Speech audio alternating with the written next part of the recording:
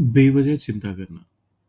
होता है ना कुछ लोगों के दिमाग में बस कोई भी बात घर कर जाती है और हर चीज़ को लेकर वो टेंशन लेते रहते हैं। इसको इंग्लिश में क्या कहते हैं? आइए सीखते हैं।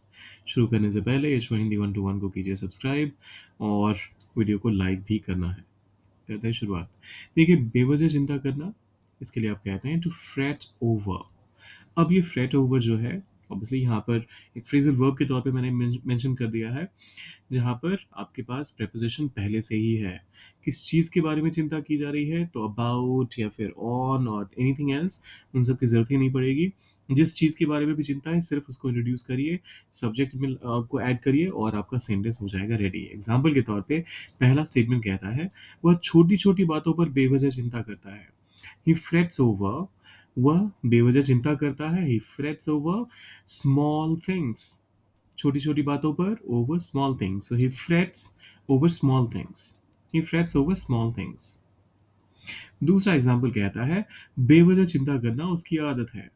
He has a habit of fretting over nothing. बेवजह मतलब फॉर नो रीजन या फिर nothing. So he has a habit, उसकी आदत है। ही हैज अ हैबिट, किस चीज की आदत है? बेवजह चिंता करने की, ऑफ फ्रेटिंग ओवर नथिंग।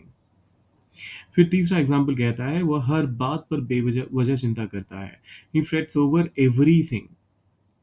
और बेवजह का यहाँ पर अलग से ट्रांसलेशन नहीं हुआ, आप चाहे तो फॉर नो रीजन कह सकते हैं। So he frets over everything for no reason. He frets over everything for no reason. अब ये आखिरी वाला आपको ट्रांसलेट करना है। उसने नतीजों नतीजों पर बेवजह चिंता की। इसको कीजिए ट्रांसलेट, डालिए कमेंट बॉक्स में और जाने से पहले सब्सक्राइब, लाइक और शेयर करके जाइएगा। मिलते हैं जल्दी।